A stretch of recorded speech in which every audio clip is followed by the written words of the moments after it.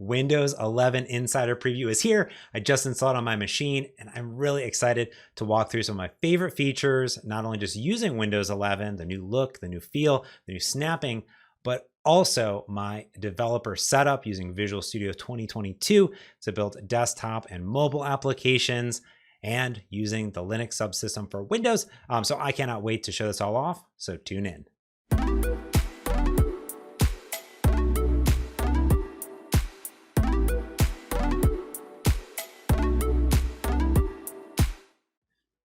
Hey everyone, I'm James Montemagno, and I'm back this time with Windows 11. That's right, the Insider Preview just dropped. I updated as soon as I possibly could on my machines over here, and I'm real excited to show off some of the brand new features. Now, of course, as always, if you don't know who I am, I'm James Montemagno. I do work at Microsoft. I work on the .NET community team, enabling developers around the globe to build applications for anything with C# and .NET. Now, of course, opinions here in this video are my own, not Microsoft. Although I do work for Microsoft, like I said, I'm not part of the Windows division, but if you use .NET and C#, you can build Windows applications, and I'll show off some of mine here today. So without further ado, let's just honestly just get into it, and I can walk through some of the brand new features in Windows 11. It's just sort of just skimming the surface. I've just really been playing around with it for the last few hours, and I love it already. So here it is. This is the desktop. I've try to remove any of the, me anywhere. So I'm just a voice now, but you'll be able to see me kind of like walk through. This looks like a home screen, some new fonts, some new things. If I go in, we can see here's me. And I'll also say that the pin entry is brand new. There's some accessibility features. I'm just going to go ahead and type in my pin and log in, and boom, here I am inside of Windows 11. Oh my goodness. It's, I don't know. It looks so great. I love all the bits and pieces of it. There's this new taskbar down here, start, search. Over here is multi, desktop support, which I can go ahead and tap into and see everything I have open. These are the widgets and then other apps that are installed on the machine. Now, some of the things that I love already about it is the new start menu. I do love the taskbar in the middle. It does grow and shrink based on if you have things open or close, or if you're pinning different things. But overall, it kind of removes some of the clutter and gets all of my pinned items right up top. These are the things that I'm using every single day. And if I need to, I can always go into all apps and browse through them all. But I love this right here. Everything's here, including Notepad with rounded corners. Looks beautiful. And that's a good example here. You can see how I open it up. The bar opens up a little bit, and then I can close it back down over there. Same thing. I can open up Paint. I can open up Notepad. I can open up just about anything, and it's Windows as you would expect. And I can, of course, come in and drag and drop things around. But here's what I really like. Let's say I minimize these down. Let's say I open up Edge here. I love some of the subtle animations. You're already kind of seeing them as I sort of shrink it down. You see little tiny animations built right in to the OS. I love it. I can come in, I can start pinning. I love this animation. I know that there is some in Windows 10, but I love that blur in the background over here. I can open it up. I can open up Paint on the other side. Here's the other feature. You can hover over the maximize over here, anything on this bar. I can say, you know what? Let me get all four. Let me get Notepad over here. And if I minimize this, we'll see that I can pin all four of them again. So I put that over here. Notepad, and then down over here I can put the alarm clock. So since I already had something on the other side, it's going to put it there. So just kind of like really cool just to see the new windowing system. And it notices that I have things on the left-hand side already. So it's not going to ask me to fill it up again. But again, if I minimize some stuff down, hover over, and I say, you know what? I want this to be over here, and I want Paint on this other side, do this split view. Just really, really elegant being able to come in and just automatically sort of put the windows exactly where I want them on my screen, just like that. Boom, which is really, really cool.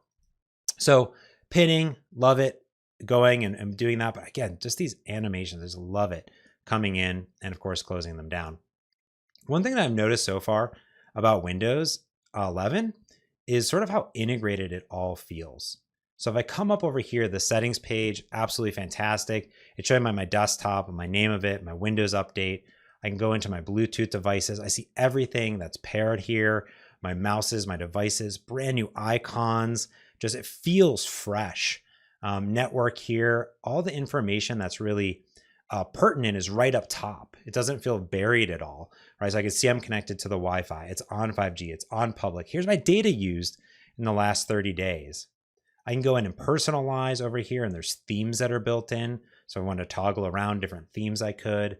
I can come in to my colors, and right now I have it in dark mode, but I could change it to light mode if I wanted to, or customize it, turn on and off transparency effects, and even adjust the contrast. Of course, there's other things like time and language, accessibility features that are all in here. But again, it just feels real fresh, I would say. I love that it's giving me pertinent information right up front, so I can go ahead and address that. The other thing I'm really, really into is down in the bottom right, actually. I can come in and tap on this sort of little display center, I would say, or I don't know what this is, but it's some sort of like little just area that's telling me information. I can hover over the battery, the audio, the Wi-Fi. But if I tap on it, we can see that I get information about Wi-Fi, battery saver, airplane mode, my brightness of my screen. I have a surface over here. I can go in and edit this. And look at this. I can go and remove these, add another one. So if I wanted to put night light, project, rotation lock, connect on here, I can add more, remove these pins, really customize the things that I want. And that feels really good. I really like it. And I can, of course, go into settings and get to all my settings. Same thing over here in notifications. Notice here that I have some different information from the store, my calendar over here. I can make these a little bit smaller. I can clear them off if I wanted to. Just, I love these subtle animations that are sort of starting to pop up all over the UI. Just even that, right? Look, slides in. I love it. Just, I think that looks really, really cool. Also, you can search. So if I'm over here and I wanted to do WinVer, I can go and search for WinVer. That'll pop up right here. Again, notice the rounded corners on all the screens that are coming up. Feels really nice, really fresh. This is just the latest normal preview build that you can totally get today. Let's look at widgets. Over here are widgets, so we can see the heat warnings going on in Seattle, different stocks that are going on, all the news stories that are occurring, my profile. I can search the web. I can add widgets over here on Merge Conflict that I found the podcast that I do every week with Frank. We were talking about how I wanted widget supports, and I thought this was so cool that if I wanted to, I could add to-dos, widgets, esports, different things like that, and really customize my widgets. I'm excited to see where widgets go in the future too. But that's just sort of nice to have just right here. I can pop it out, get to my widgets, see my weather information. It's not in my face. It's there when I want it. The other thing I notice over here is the Finder. I think this is really cool. File Explorer. Here's all the new icons for pictures, music, downloads, everything pinned over here. Notice that when I go over to my desktop, I get new icons over here. If I go into Linux, that's kind of cool. There's Ubuntu going on. So I can actually tap into Ubuntu, which is in the Windows subsystem for Linux, WSL. You can see everything there that's mounted. But notice again that when I'm up here, I can click on new. I can do new items. Let's say I'm on the desktop. I can do new folder, a new item, anything that I could create before. And there's a whole bunch more different things in here, deleting, doing inverting selection properties. And all of this, all the icons feel just really, really good overall. Like I'm looking at it, just looks really, I'm going to say it again, it looks really fresh, like updated. I really love this look and feel of every icon. There's a lot of details that the team put into here that really makes it look like a brand new, beautiful operating system. And I'm just really, really digging it. Let's talk about the Windows Store or the Microsoft Store here. The Microsoft Store has been refreshed. So here's the home screen. There's all the essential apps, things like that, top free apps. You can tap on apps here. If I search for my app, let's say my stream timer, over here it actually pops down the list. And I love that I didn't change anything on my store. This is an app I use to count down when I live stream on Twitch. I can see over here that it has all my descriptions. It has nice screenshots. And again, even those have nice animations popped into them. I can scroll down, see all my ratings. I'm doing fairly okay. That's good. And read the reviews. I just am really, really enjoying this refresh look that I get. And even when I just hover over this, notice that there? I'm getting these nice little animations. It makes the operating system feel alive. And Panos was really saying that even here when I just slightly tap on that back button, it's just very subtle going on here.